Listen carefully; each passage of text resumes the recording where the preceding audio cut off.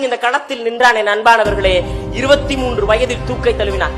அவன் ஒரு மன்னிப்பு கடிதத்தை எழுதி கொடுத்திருந்தால் அவன் நலமோடு 70 வயது வரை வாழ்ந்திருக்கலாம், 90 வயது வரை வாழ்ந்திருக்கலாம். அவன் இன்னும் வீரியமாக இந்த மக்களுக்காக களத்தில் நின்று போராடி இருக்கலாம். ஆனால் பகத்சிங் அதை செய்யவில்லை. மன்னிப்பு கடிதம் கூறினால் நம் தன்மானத்தை இழந்து விடுவோம், நம்முடைய போராட்டத்தினுடைய வலிமை மங்கி போகும். அதனால் நான் மன்னிப்பு கடிதத்தை தரமாட்டேன். என்னை பார்த்து இந்த தேசத்தினுடைய தாய்மார்கள் அவர்களுடைய பிள்ளைகளை இந்த களத்திற்கு அனுப்புவார்கள் என்ற பெரும் நம்பிக்கையோடு பகத்சிங் கடைசி வரை மன்னிப்பு கடிதத்தை தரவே இல்லை. ஒரு உளவியல் கூற்று இருக்கிறது, தூக்கு தண்டனை அறிவித்து விட்ட கைதிகளுக்கு உடல் நலிவுற்று போகும். தூக்கு அறிவிக்கப்பட்ட நாள் என்று அவர்களுடைய உடல் எடை குறைந்திருக்கும். அவர்கள் கைது செய்யப்பட்ட நாளுக்கும் தூக்கு நாளுக்கும் இடையே பார்த்தால் அவர்களுடைய உடல் எடை மங்கி இருக்கும்.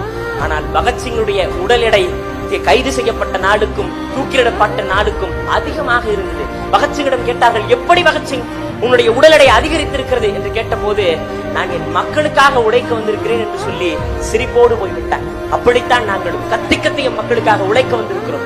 பேசிக் கொண்டிருக்கிற நான் நாளை உயிரோடு இருப்பனா தெரியாது.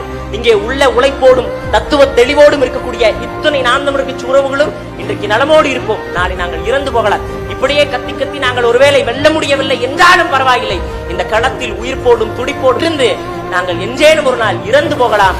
ஆனால் நாங்கள் கொண்டிருக்கக்கூடிய உயர்ந்த தமிழ் தேசிய தத்துவமும் எங்கள் இலக்கும், நாங்கள் கொண்டிருக்கக்கூடிய இந்த பாதையும் என்றைக்கும் மாறப்போவதில்லை.